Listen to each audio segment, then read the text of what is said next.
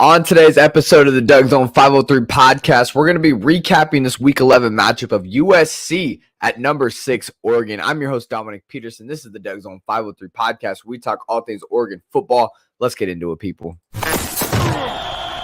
Welcome to the DuckZone503 Podcast, talking all things Oregon football. With your host, Dominiqk Peterson. Let's go.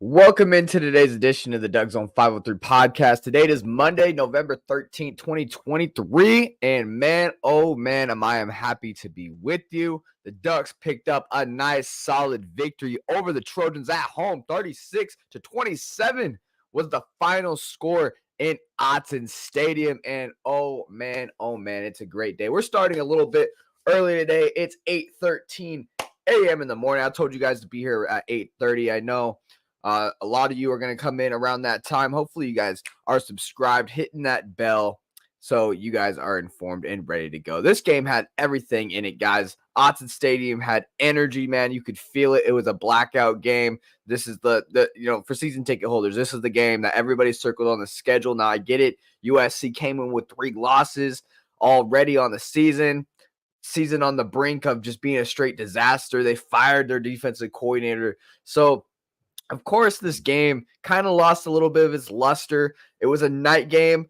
The majority of the fan base, I can just tell you now, the majority of the fan base, for whatever reason, does not like night games. Me, look, I'm young. I'm a night owl. I stay up late almost every night. It's my thing, man. Like, I hate mornings. I'm not a morning person, me personally. So when there's night games, I love it. It gives me time to tailgate, get down to the game, have few hours to tailgate and do my thing. Tailgating is one of my favorite things about, going to a football game, having some food, having some drinks, friends, family, and having a good time. Then you head to the game at night and everybody's just having a good time. Now I get it. Look, I got back to my house at like 2:30 a.m. is when I finally got back. And it's not fun. It's not fun.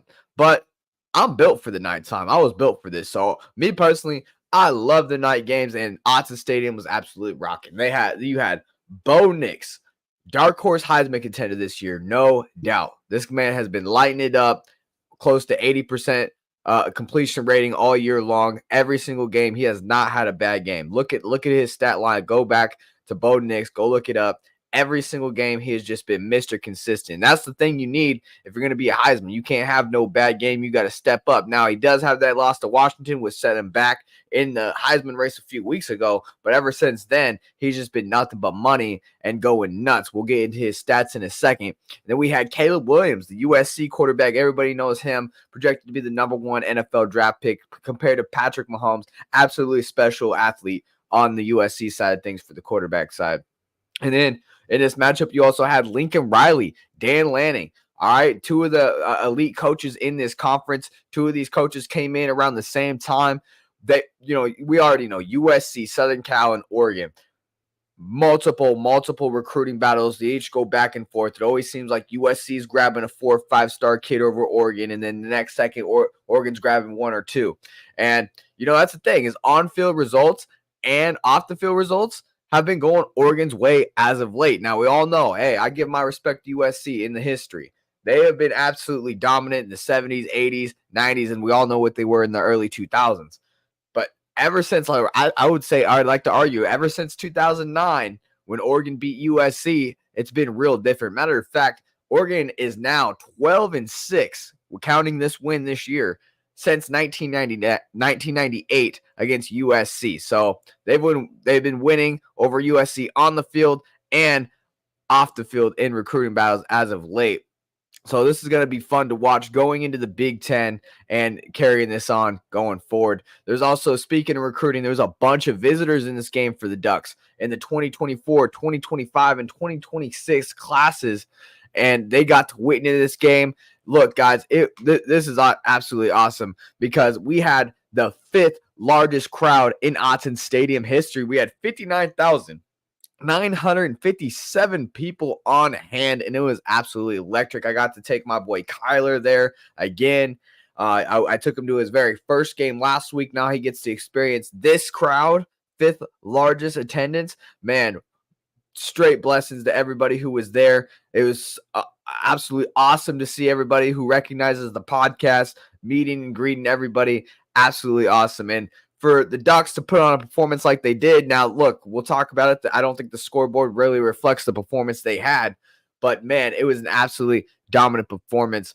Great Pac-12 games over the weekend. We're going to get into that towards the end of the podcast, recap each one of those games as well, kind of give my thoughts about each game over the Pac-12. And also, big headline over the weekend. Texas A&M fires Jimbo Fisher. And for whatever reason, man, of course, Dan Lanning, not whatever reason, of course, Dan Lanning is in the conversation. And they're looking at, a potential head coaching hire. And Dan Lanning is in the conversation in the national media. I'll give my thoughts about that. Dan Lanning, this is going to be his second 10th win season here. He's on the brink of it. And look, Texas A&M, they've been struggling. They fired their head coach, and now they're looking. They got a lot of money to throw. Will Dan Lanning be looking at that? I'll give my thoughts here on the podcast as well. Thank you guys for tuning in to the podcast. Really appreciate everybody who tunes in. I'm trying to give you guys 2 podcasts a week. I'm going to give you guys recruit interviews once the season's over and we get signing day going. We get a good feel of all who's locked in to this class. Make sure there's no late flips. I want to get some recruits on here, and I'm giving you guys all the latest updates. If you're not locked in already on our social media accounts at DuckZone503, that's the quickest way to get the straight Oregon football updates from me. We talk all things Pac-12 next year, so make sure you lock in, whether you're an Oregon fan or just a fan around the conference trying to lock in with Oregon football. I'm giving you all things Oregon football, so make sure you subscribe. Appreciate everybody who does. So let's get into it, guys. Let's get into this game recap. USC at number 6, Oregon. USC started the game with the ball, put up some trick plays, and penalties kept the Trojan drive alive and moving. The very first play, they started out with the ball.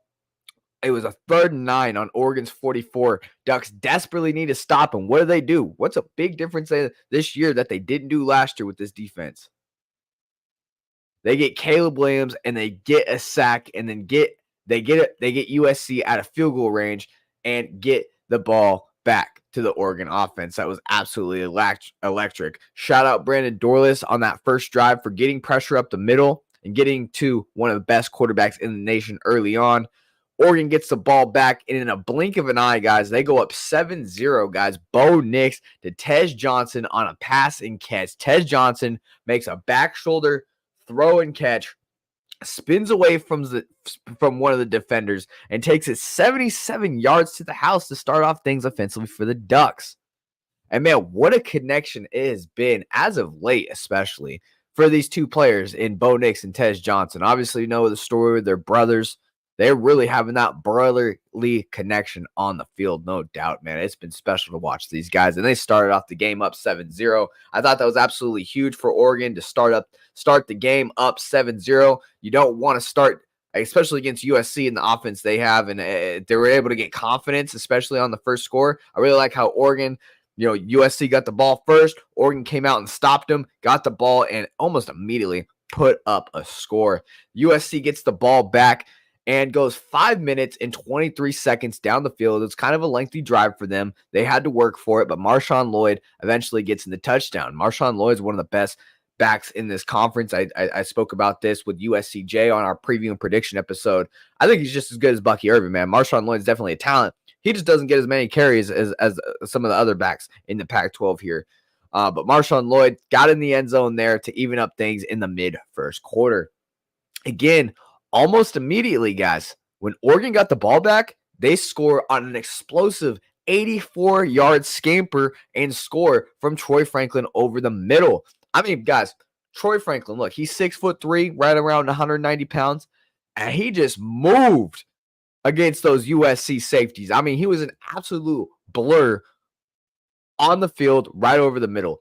Look, the Ducks right after that, they score the touchdown off of 84-yard pass from Bo Nix to Troy Franklin. Ducks look like they are going to probably put up 60 points at this point in time. They go for 2-point conversion, but fail here. Ducks go up 13-7 towards the end of the first quarter.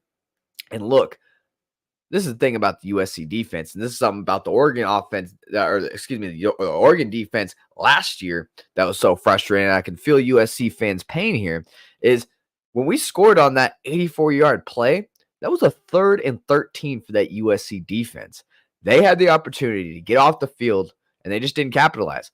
That's definitely something that hurt last season's Oregon defense, was not stepping up and getting teams off the field on 3rd down. So, when I seen that, man, I just reminisce of those last year, man, of being on 3rd and 7, 3rd and 8, those 3rd and longs where you should really get teams off the field, where Oregon has been, what did they do against USC on their first drive? Got them off the field on 3rd and 9. You just see the difference in these two teams' defense based on getting teams off the field on 3rd down.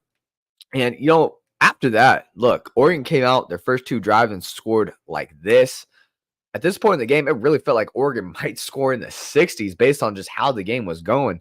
USC gets stopped by the Oregon defense thanks to great coverage from true sophomore Jaleel Florence on the next play.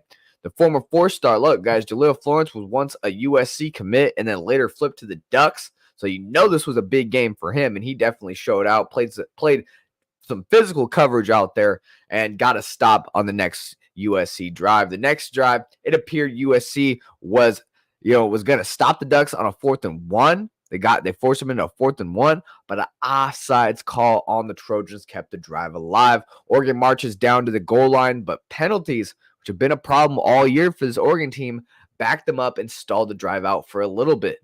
But bodacious, guys, just simply wouldn't let it happen with the strike right down the middle of Terrence Ferguson, who had a really nice game for the touchdown. Ducks go for the 2-point conversion once again, and then yet fail once again off a really nice tip pass from the USC D line. Ducks go up 19-7, top of the second quarter. USC gets the ball back, and in my opinion, the Ducks got some of the best pressure on Caleb Williams all night in this specific drive that started around the 10-minute mark of the second quarter and ended around the 5.5-minute mark. The Ducks D line on this drive, guys, just time and time again, which was really a key all game. But in this dive specific, constant pressure on Caleb Williams, constant pressure, making it difficult on him throughout the game. USC was forced to punt. And then right before the half, the Ducks get the ball back, and they get the ball right in the end zone on a big pass down the sideline to Troy Franklin. He gets right in the USC red zone right before halftime. Once again, though, something that's going to have to be cleaned up moving forward. Penalties stall out the drive, and USC forced the Ducks into a field goal. Camden Lewis knocks it in, 33-yard field goal. Ducks go up 22-7 at this point. With 2 minutes left in the first half, USC gets the ball back, and guys, this is where Caleb Williams was special. He showed us all why he's the projected number 1 pick, making throws on the run with precision. He led USC down the field to score, put the Trojans up 22-14 right before halftime. At this point in the game, it felt like Oregon really started out the game electric, and then penalties really kind of stalled out some drives, and the 2-point conversions, not converting those, not really executing the way you should, kind of let USC be in the game when it felt like Oregon was just dominating. Oregon gets the ball back to start the second half with 8 minutes and 19 seconds left. Bo Nix has another Heisman highlight here, guys, on a 1st and 10 here on USC's 21-yard line. Bo Nix evades the rush with a spin move and finds Tej Johnson wide open for an amazing play in the end zone. Ducks go up 29-14 at this point. It was obvious that USC, needed to score. Look, mid-third quarter or else they're going to be in trouble. Look, they're down 29-14, 2 possessions. They're going to have to score here in the mid-third quarter. They drove it down to the Oregon 48, only to give it up on a big fumble. A missed handoff by Caleb Williams put the ball on the floor, and our guy, Evan Williams, was all over it instantly in the snap of a hat. Right there on it, giving it back to the Ducks with 2 minutes and 27 seconds left in the third. Autzen crowd, 59,000 roar on their feet as the ball bounces the Ducks' way.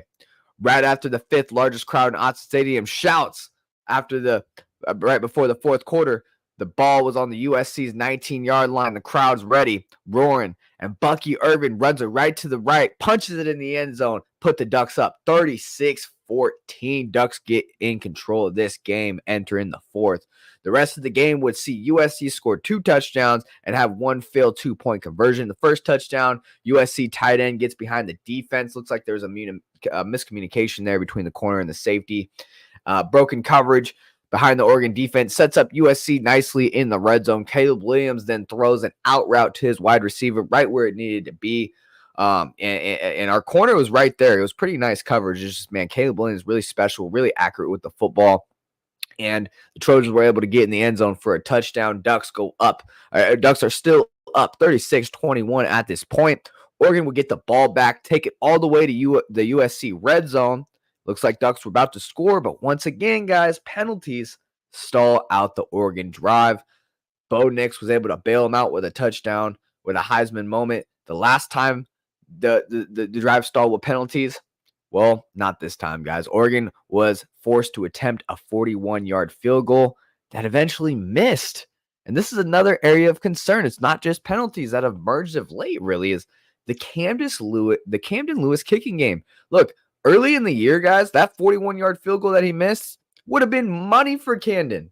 The one he missed at Washington would have been money. And I really hope that this isn't a confidence issue for Camden. You know, Oregon, moving forward, we're going to play some damn good opponents, guys. We got Oregon State coming up, Arizona State. I know we should blow those guys out. But Oregon State, possibly a rematch in the Pac-12 championship with Washington, and then possibly a CFP berth if we win that. We're going to need Camden Lewis in those games if we play some close games. We needed him in that Washington game, and he didn't come through. And, you know, you just hope that Dan Lanning maybe is able in that Arizona State game to get him a few kicks, maybe 3 or 4 field goals. Maybe don't be as aggressive because you're supposed to win that game pretty big. Maybe get Camden out there, get his confidence back up because, man, we're going to need him moving forward. And it's been kind of a little bit of a concern of mine to watch him, miss some of these field goals out here. Second USC touchdown on Oregon's 13-yard line. USC running back Austin Jones gets a carry up the middle for a touchdown. The Trojans will go on to attempt a 2-point conversion. That was actually pretty big because it would have put them in, one possession game here, but it would ultimately fail. Putting the final score at USC 27, Oregon 36. Ducks get the big win at home, like they should, no doubt. Look, guys, this was absolutely huge. This had the pageantry of everything because, Bo Nix is in this Heisman conversation. He's right there. Every Heisman projection, every Heisman graphic you see him either 1, 2, or 3. He's either 1, 2, or 3. He's starting to creep up, and we'll talk about it. But Bo Nix, man, has just been special. Absolutely special. He is now the Heisman favorite, according to DraftKings. You go on the app if you want to go bet for whoever's going to win the Heisman.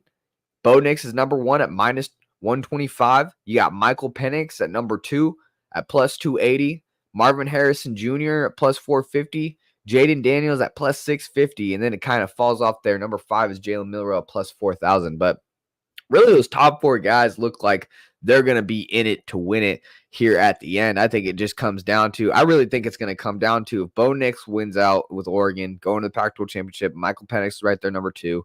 These two meet in the Pac-12 championship. I think it's just ultimately going to come down to whoever wins that Pac-12 championship game and who has, because the whole country is going to be watching it. Look, it was a close game last time with Oregon and Washington. Washington made the plays when it was needed. They were at home, and they got the 3-point win. Now we're going to put these two teams on a neutral field when it matters most.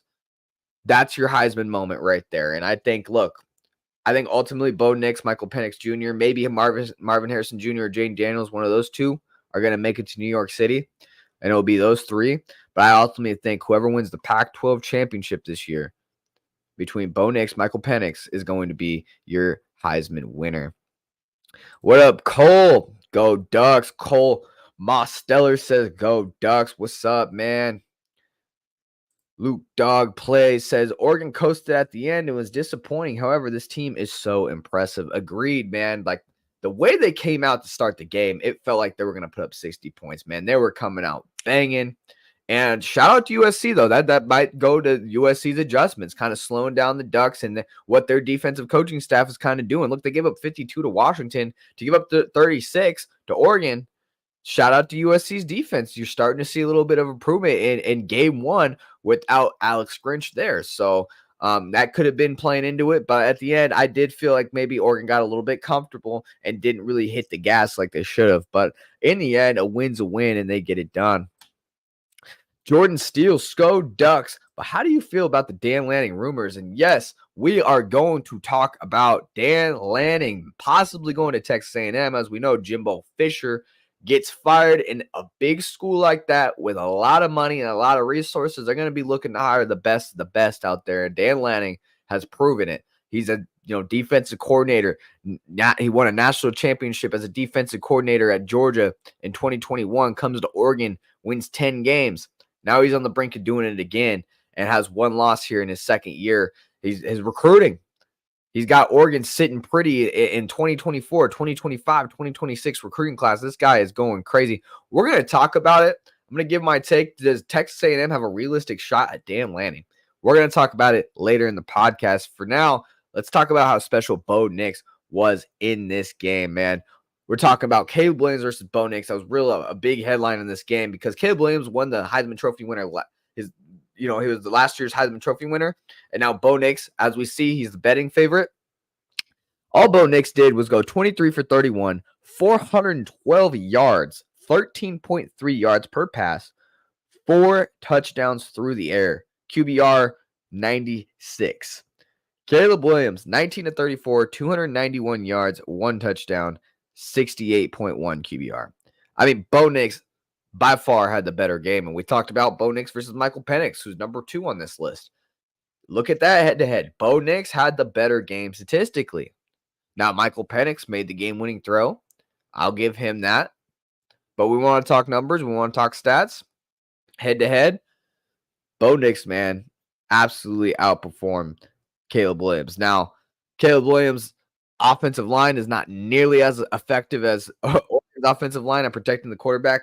Caleb Williams was absolutely running for his life all game. Shout out to the front 7. I thought that was a huge thing in this game, and I said it in our preview and prediction episode. Like, watch that defensive front against Oregon. That has been a massive upgrade from last year against that USC O-line that I think they came in. They gave up 26 sacks on the year, so they were definitely prone to getting pressure on Caleb Williams. And look, let's see. Oregon finished with how many sacks did we finish with on the game? So we finished with about 3 sacks. That's not bad. Look, finishing with 3 sacks, that's great. And we almost got to him a lot more. There was a lot of pressures in this game, especially on that in the mid-second quarter on that drive from the 10-minute mark to the 5-minute mark where USC got the ball. Man, every play it felt like he was running from his life. Shout out Jeffrey Bassa, Evan Williams, Tysheem Johnson. Shout out Tosh Lupoy, Dan Lanning, man, the defensive coordinator and the head coach. These defensive gurus were expected to do this in year one. Now, look, it was a little bit of a disappointment year one. We gave up a lot of points, couldn't get teams off on third down. But man, oh man, in year two, with the transfers coming in and the recruiting class that Dan Lanning brought in 2023, he's got his guys for his system now, and we're seeing it come to life, man. Oregon's got a top 20 defense this year. We got the number 1 offense in the country. We're talking about efficiency, total offense, putting up total yards. We're averaging almost close to 50 points a game. I mean, Oregon is on fire right now. It really feels like we're playing some of our best ball. I would say really what we got to clean up, man, is the penalties, man. The penalties are kind of stalling out drives. When it matters most, 4th downs, 2-point conversions, we need to be more efficient. Maybe drop some better if you're the offensive coordinator. I'm not saying this is the issue, but I really like Will Stein's play calling. This is not a big issue. Like, I'm just saying, if you want to get a little more creative, doing 2-point conversions, maybe not have your punter try to throw the ball. I don't know, man. But look, if it works, right? We're all clapping our hands. All I'm saying is if you had those 2-point conversions that Oregon failed, and then you had the missed field goal, that's 7 points on the board that you left off. And this final score could have looked a little bigger than it was. And around this playoff time talk, you have to have some impressive wins. You got to have those Showtime wins where you point at the score and you're like, man, look, we put up this dominant win. I mean, you look at Alabama, what they did and they absolutely went crazy. And that's the talk right now. Oregon versus Alabama. Texas had a close game, so I think kind of Texas is a little distant in the conversation entering this week, but Alabama had a really impressive win. So we just got to watch out for that talk for Oregon versus Alabama. Really put up some impressive wins, leaving 7 points off the board there. Yeah, that would have put the score at 43-27. Looks a little wider, right? Rather than 36-27. So got to clean up the penalties. Again, and in special teams, Camden Lewis, really want to see him get some confidence. Really want to see him do his thing because he was a very consistent kicker. He's absolute money. I want to see him do his thing. Let's talk about Troy Franklin in this game, man. Troy Franklin becomes the 12th Duck ever and the first since 2018 to reach 1,000 yards in a season. I think the last one was Dylan Mitchell, if I'm correct. You guys can correct me in the comments. Let's hope Dan stays here at Oregon. Lobo 50 says 100%. I'm going to touch on that. I'm going to give my opinion on that here in a second, guys. No doubt. That's definitely a topic that a lot of Duck fans are talking about. Anytime Dan Lanning is mentioned to go to anywhere else, a lot of people get anxiety. Guys, I'm here to calm you down. Trust me. All right, guys. So Troy Franklin becomes the 12th Duck ever. This is 2018 to reach 1,000 yards in the season this year. That is absolutely amazing. He's been nothing but special. Franklin is also 91 yards away from breaking the all-time receiving yards record at Oregon. Tej Johnson has become an elite 1-2 punch to Troy Franklin as well. We talk about Troy Franklin and Tej Johnson opening this game and being special. Well, man, Tej Johnson is 275 yards away from a 1,000-yard receiving season as well. So if Tej Johnson was able to do that, the last time Oregon had two wide receivers reach over 1,000 yards in one season was in 1998 when Damon Griffin and Tony Hartley did it back then. So this is looking to be a special season. I think this is one thing why Oregon is so special in specific this year is you're seeing the depth of this team. Like last year on offense, all we had was Troy Franklin. I mean, we had a couple other receivers, Chris Hudson, Dante Thornton. They helped out, right? They definitely did their thing. But that's nothing from what Tej Johnson has given the team this year. Gary Bryant Jr. has, he's been kind of cold of late, but he's been special at times. Trayshawn Holden's been pretty consistent. So I really like the depth at wide receiver. It allows Troy Franklin to get open on one-on-one matchups because of that depth. Let's talk about the depth on the defensive side.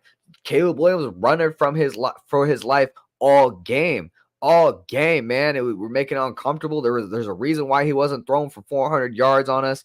I guarantee last year, man, if Caleb Williams was to come into Autzen, he probably would have put 400 yards passing. This year, different story because we got guys coming after him all game long. The depth up front, absolutely insane. Let me tell you, man, the depth up front has been crazy, and it showed this game. Because last year, look, we had Brandon Dorless, who we still have this year, and DJ Johnson. Those were our only two guys. You're able to double team Brandon Dorless, put a double team on DJ Johnson. We didn't really have anybody else coming towards the quarterback that was really efficient. This year, man, Jeffrey Bossa looks a lot bigger and better at getting to the quarterback. He's really graded well at getting to the quarterback, creating pressures. He looks bigger and just stronger and more dominant at linebacker. He's another year of experience in the system. So Jeffrey Bossa is doing a good job there. We know what Brandon Dorless is, and he's able to have a lot more one-on-one matchups because you got guys on the edges like Jordan Birch, who was definitely affected this game, former 5-star out of South Carolina. You got guys like Tatum Toyota, right? 4-star edge, a freshman kid, and he's the coach's son, the defensive line coach's son. So you know he was ready-made to have a big season this year. And then 5-star Mateo Ugiagle has definitely made some plays as well, getting pressure on the quarterback. So to have that depth this year, and Dan Lanning, like I said, having this recruiting class come in the defensive front is just mad awesome for the defensive front because these guys, if you get tired, we all know big guys get tired. You're able to sub, come in fresh against that offensive line that might be tired against USC, and we're able to see it, and this defensive front gets to it. All right, let's see. We got some comments here. Everybody's checking in. Tyree Hughes says, how was recruiting at the game? Absolutely awesome, dude. We had so many visitors that I don't even have a list for it. I should have prepared a list and told you guys how many visitors were here, but let me tell you, from the 2024 all the way to the 2027 class, I've seen big time visitors come in, and they're some are on officials, some are on unofficials. And a lot of them have Southern California in their top 5, top 7s, top 12s, whatever you want to call it, right? Their top list of schools. A lot of them have USC and Oregon in there. As we know, Oregon, USC going to the Big Ten, right? Oregon and USC historically always have had big time recruiting battles. Oregon landed D'Anthony Thomas, Kayvon Thibodeau, the likes of those type of players over USC. Or historically, man, those type of players would always go to USC. In 2005, when Reggie Bush and Pete Carroll over there, they were always landing the big-time Southern California recruits. Now Oregon, with the Phil Knight and how they're recruiting and the success they've had over USC the last few years, I mentioned it earlier in the podcast, we are now 12-6 over USC. The Ducks are 12-6 over USC since 1998. So we're looking at kids, in 2024 to 2027 recruiting classes, all they've seen is Oregon beat up USC on the field and been successful, been to national championships, got a college football playoff win, got a Heisman Trophy winner. That's what Oregon's been in their eyes. That's what you got to think about. So when they come in to Autzen Stadium, experience the 5th largest crowd in Autzen history, and we get a win like that where we were dominant. We were up 36-14. USC did storm back a little bit, made it a game. We weren't effective on our 2-point conversions. We missed a field goal. We did things to beat ourselves a little bit, but at the end of the day, we got the win.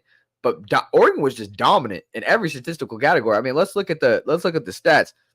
Oregon had 552 total yards. USC had 379 total yards.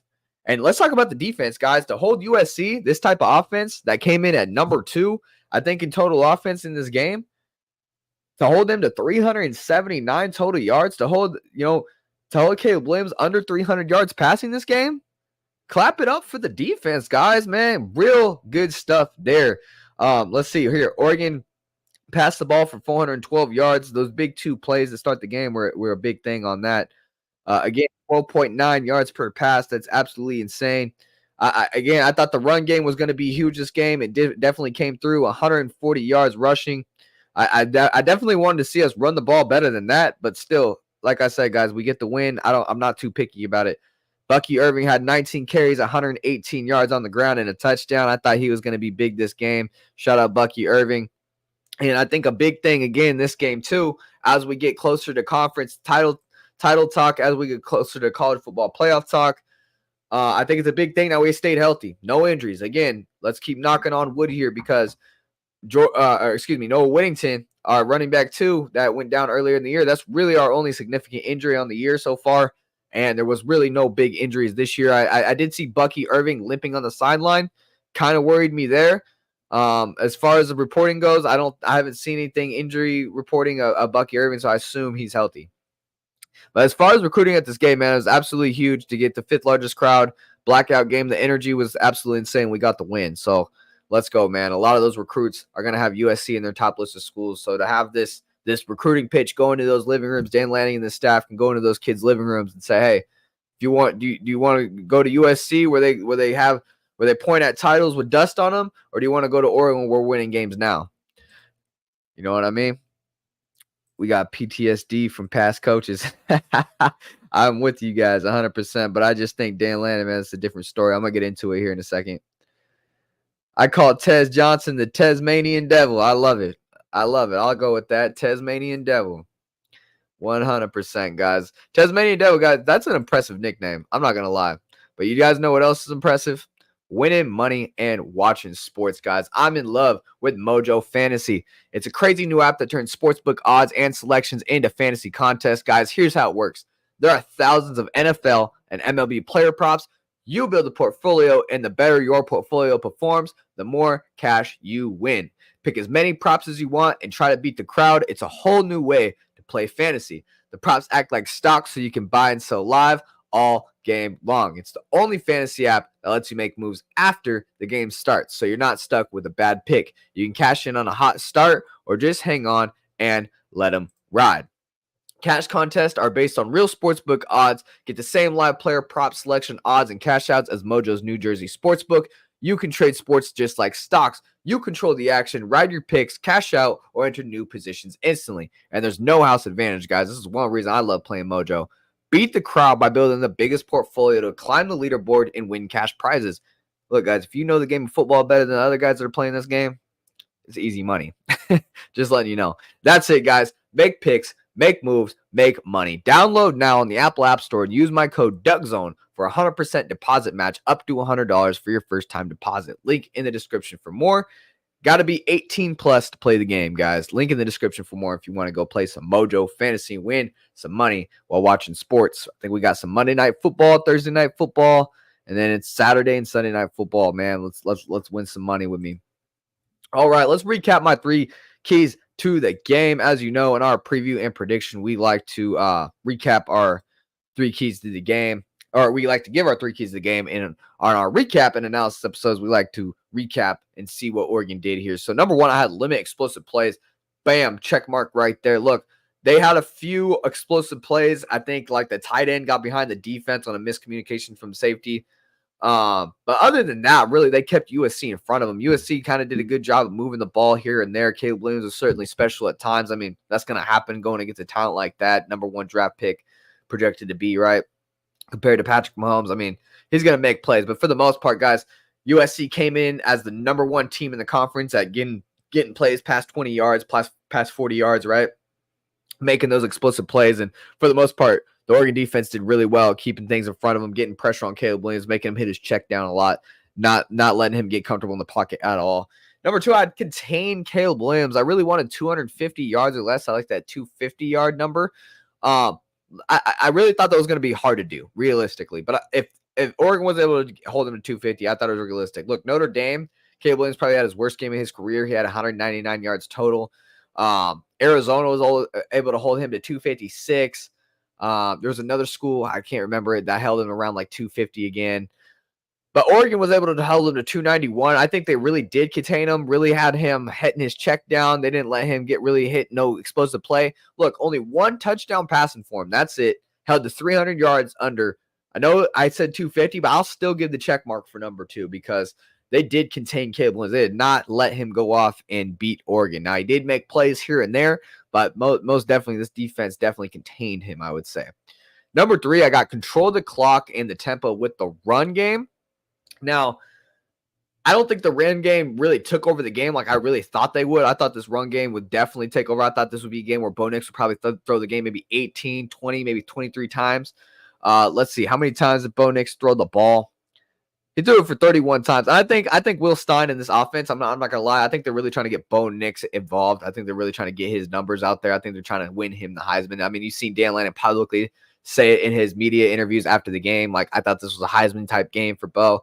And going against Caleb Williams and the former Heisman winner, I think you want to see Dominiqk really take over. I thought, matchup-wise, I just thought Oregon was really the more physical team, has the better offensive line, and the more dominant running backs, the more elusive running backs against that USC defense. I thought the run game really could have took over, and it really didn't. I mean, it was really effective. They did their thing, certainly 140 yards on the day. Bucky Irving, had yards per carry. I'm sure it was way up there, but it wasn't really a necessary key. I'm gonna give an X here. Not really didn't really hit on number 3, but it's not like it was super important there. Okay, guys, let's get into what everybody wants to talk about. Dan Lanning, okay, was in the headlines like this. 247 Sports throwing up tweets like this. Potential candidates, coaching candidates for Texas A&M following the firing of Jimbo Fisher. And then you guys see my comments there. Dan ain't going nowhere, guys. I got 3 reasons why Dan Lanning is not leaving Oregon anytime soon, okay? And look, I get it. There's some fear here. Texas A&M got a lot of money, okay? They got that bag over there. They got a load of cash they can throw to Dan Lanning, and Dan Lanning has been successful. Look, 10-win season in his first year here, 10-plus win season, 10-plus win season. Coming up this season, I can feel it. He's been nothing but successful. I think Texas A&M has only had 2 winning seasons, 10-plus winning seasons since 1998. So that's just the type of success that Texas A&M has had as of recent compared to the Oregon program. Dan Lanning's won a national championship at Georgia as a defensive coordinator. Our recruiting classes are up there. Dan Lanning is going to be mentioned when big-time schools, if they have a firing, he's going to be mentioned, no doubt, because he's one of the top coaches in college football. But look, right now, number one, Dan Lanning is paid very nicely to coach at one of the best programs in college football has to offer. Look, he recently just had a fat extension at University of Oregon in January. Quote this from CBS Sports. Oregon and Dan Lanning have agreed to a 6-year, $45 million contract extension that will keep the second-year head coach of the Ducks through the 2028 season. The new deal increases Dan Lanning's salary from $4.7 million to $7 million this season and will increase by $200,000 each year through the duration of the deal. Now, look, not to say here that Texas A&M can easily buy that out if Dan Lanning feels like he wants to go there, but look, he has Oregon right now. Now, for number two, my points here, sitting right outside the college football playoff, and recruiting isn't slowing down. It's not like Oregon's going to get knocked off anytime soon. Oregon currently sits number 6 in the country in 2024 class, number 8 in 2025, and number 4 in 2026. Why are they sitting so high? Because not only does Texas A&M have a lot of cash, Oregon has the biggest, probably the baddest, biggest, and best donor on the block in Phil Knight and Nike backing this Oregon program. Really, the NIL era of football, the transfer era of football. This is what Oregon lives and breathes. You give Oregon those kind of tools that college football is offering in this type of age with Phil Knight and the NIL era and the donations we could get to build. Not to mention we got a brand new practice facility, brand spanking new, ready to open up here in the next couple years.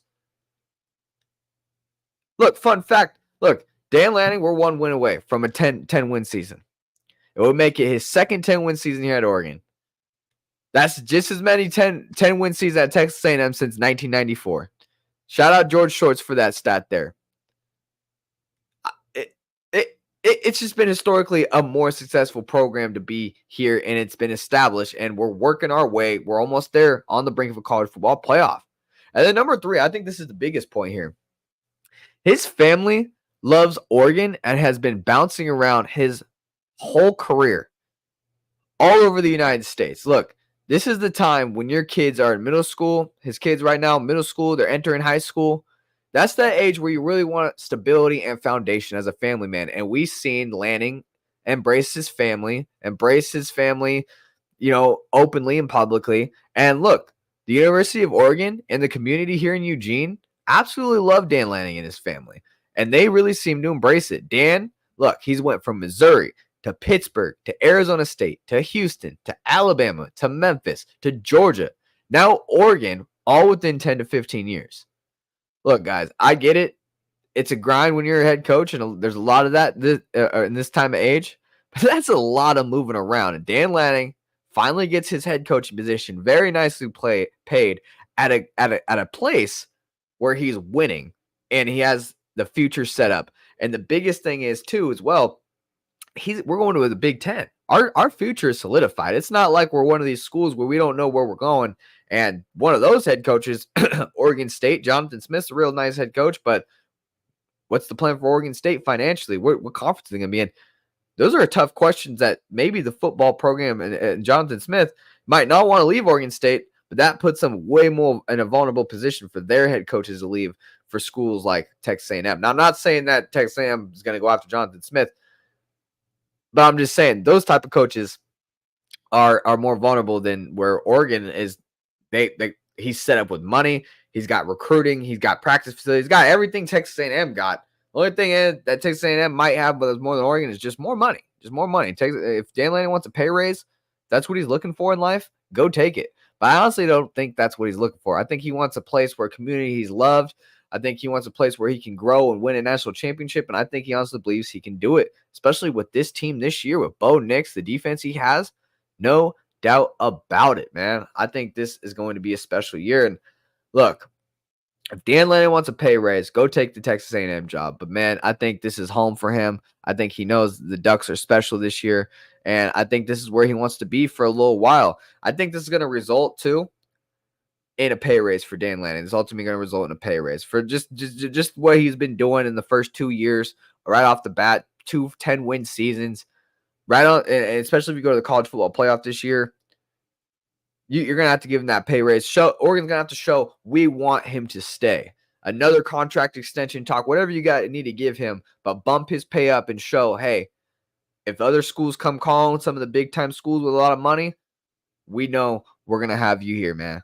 Because Dan the man, that's our coach. We don't want him to go nowhere. And I really don't think this is a serious thing. I think, look, this is the 247 Sports, the media. We're all in it for clicks, right? We're all in it to people to click our link, read our article, watch our video, right?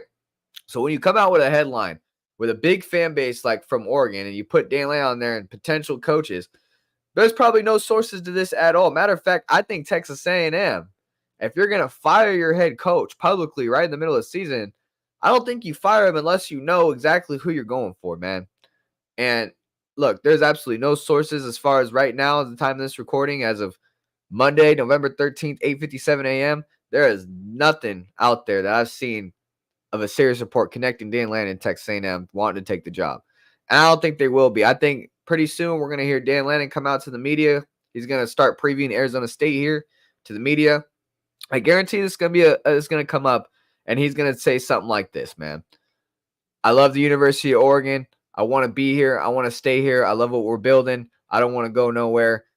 And that's a cue to say, hey, I love it here, but I know what my value is. And Dan Lanning is building his value. That's why we're seeing reports like this. But I think ultimately Oregon's going to lock him in and keep him here. Guys, I really appreciate everybody tuning in right now. Look, I am not backed by a major media group. We just seen the tweet right here by 247 Sports. I wish I had money from 247 Sports to back this podcast and make it do what we do. But you know what? I do my own thing. I do it all by myself. And look, I'm just a fan. This is a podcast by the fan for the fan like you. And look, if you guys really want to support the podcast and get some dope merch, this merch is available only this season. Once the season's over, it's coming up. The season's almost done. I'm cutting it off. We're going to create a new edition of the merch, but this is the first ever edition, the first drop of DuckZone503 merch. If you guys want some, go get some right here. What's going on, guys? It's your boy Dominiqk Peterson, host of the DuckZone503 Podcast, where we talk all things Oregon football. Very excited to announce we just launched our very first merch store. Men's and women's t-shirts, hoodies, sweatshirts, stickers, phone cases, mugs, and cups are all sold at DuckZone503.creator-spring.com. If you want to go grab one of those today, that's DuckZone503.creator-spring.com. Store link will be in the description below as well. Oh, yeah, guys. You guys know what to do. Store link in the description below. If you guys want to go grab some merch, appreciate everybody who does support the podcast in that way. It helps out tremendously. All right, guys, let's go ahead and recap the Pac-12 games for Week 11. We had some big-time games this week. Things are starting to shape up. Oregon and Washington are almost right there to locking in the Pac-12 championship game. And Utah at Washington was definitely one of the big games of the week. I was watching this game closely.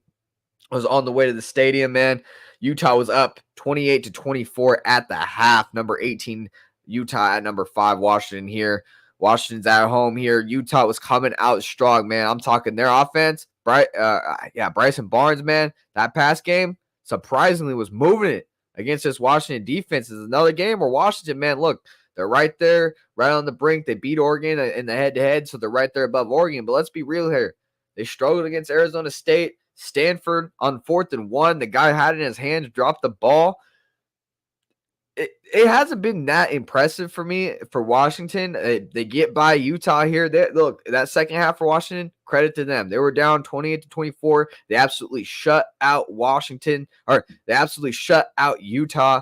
Utah scores 0 points in the second half. Washington goes up, gets it done when it's needed. They make the plays when it's needed, and that's why they're undefeated. That's what championships do. Championship teams do. No matter what happens in the game, what they did against Oregon as well. You could, as Duck fans, I hate to say, we could blame it on Dan Lanning's coaching decision. We could blame it on Bowden. We could blame it on anything we want, the defense, whatever. Washington just made the plays when it was needed. They made the championship level plays, and that's what they did against Utah. They came out in that second half. They made the adjustments. They put a zero burger on Utah for that second half. The defense comes out, and Washington's offense does what they do, just enough to get it done, 35-28 at home. Stanford at Oregon, number 12, Oregon State, man. Oregon State, this was actually pretty surprising because Stanford had a pretty impressive win a couple weeks ago, and Oregon State, damn, man, 62 points on Stanford. I mean, Oregon only scored 42 on Stanford. Oregon State's offense come out and put 62 on them. Stanford put up 17. This was absolute blowout, guys. Oregon State's looking real hot. Now they're going to come home and play Washington. Oh, man. That's going to be a big-time game. I can't wait for that Washington-Oregon State matchup. That's going to be absolutely huge. And then, as we know, after this week, the Ducks, they play Oregon State in the final week.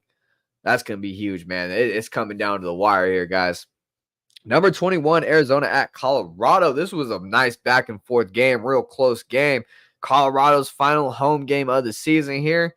And Arizona gets the heartbreaking win. They do the spoiler for Colorado's seniors. They win the game 34-31 on a game-winning field goal. This was a fun game to watch, though. Arizona has been the surprise of the season. Shout out Jed Fish and the Arizona Wildcats, the number 21 in the country, and they continue to win on a game-winning field goal in Boulder, Colorado. Washington State at Cal. This was a real close game, real back-and-forth game. Cal escapes 42-39 over Washington State, and Washington State just continues to go downhill. Look, Washington State started out their season real well, man. They got a win over Wisconsin. They had a nice ranked win there. They started out the season hot. Cam Ward started out the season hot, and it just feels like this offense in Washington State and, everything about this program has just fizzled out as of late. And it feels like that's what they did last year too. So for whatever reason, man, Washington State starts out real hot, and then they just kind of fizzle out once November comes around. And Cal, look, it was not like Washington State laid down. It was a very tough, competitive game, but Cal gets it done 42-39. Shout out to Cal Bears for getting a nice, close win there.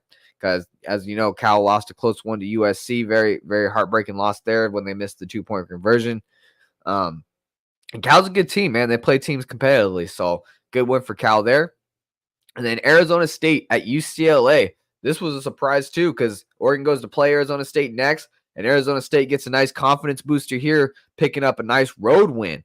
Arizona State wins 17-7 against Chip Kelly on the road.